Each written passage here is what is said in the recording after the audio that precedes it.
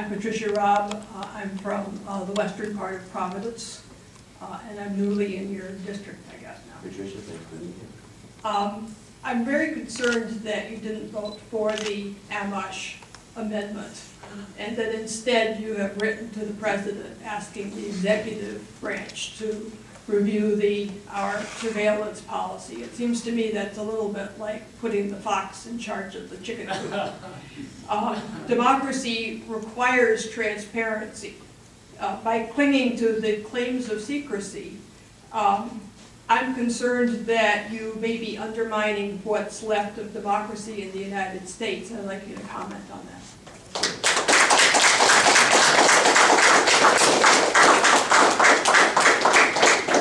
So the Amash Amendment, if those of you who aren't familiar with it, basically would have completely shut down the NSA programs that are being used right now to protect the country from terrorists who are trying to attack us here.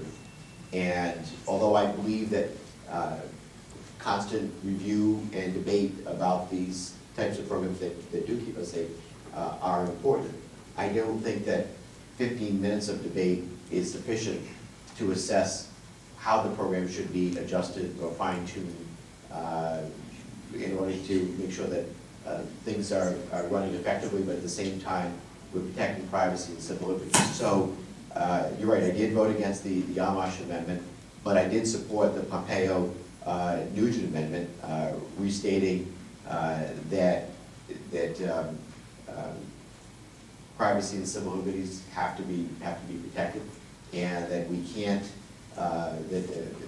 surveillance of American people without any kind of justification or a court order is not allowed.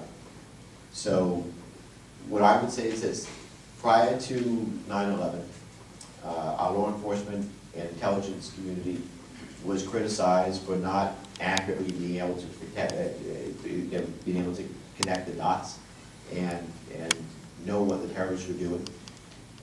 As a result of that, as you know, the Bush administration used very broad authorities, basically presidential authority, and the president's role as commander-in-chief to protect the country, and they did extensive surveillance that in many ways didn't require a warrant or oversight by the FISA court.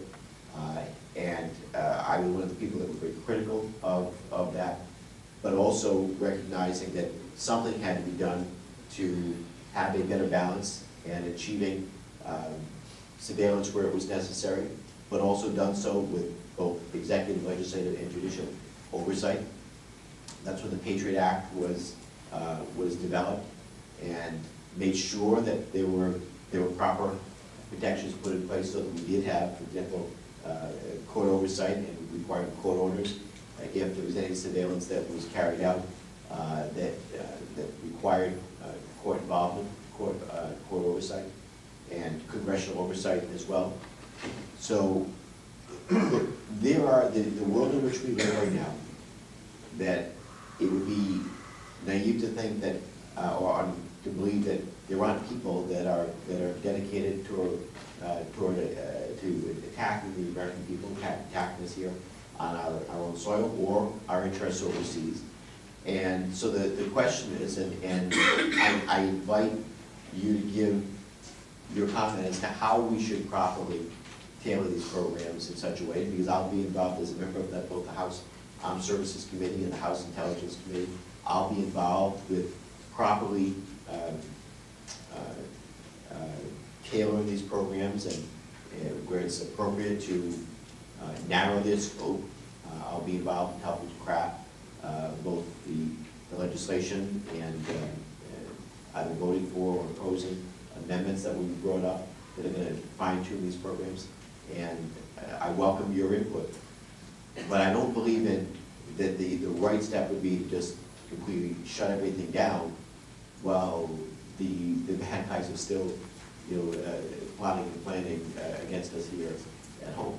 So the long and short of it is, I want to see as much transparency as we can without compromising our security. While at the same time, I don't want to see a program that is overly broad and that would be enacted or be conducted in such a way that would violate and compromise our privacy and civil liberties. Next question right there, Amen.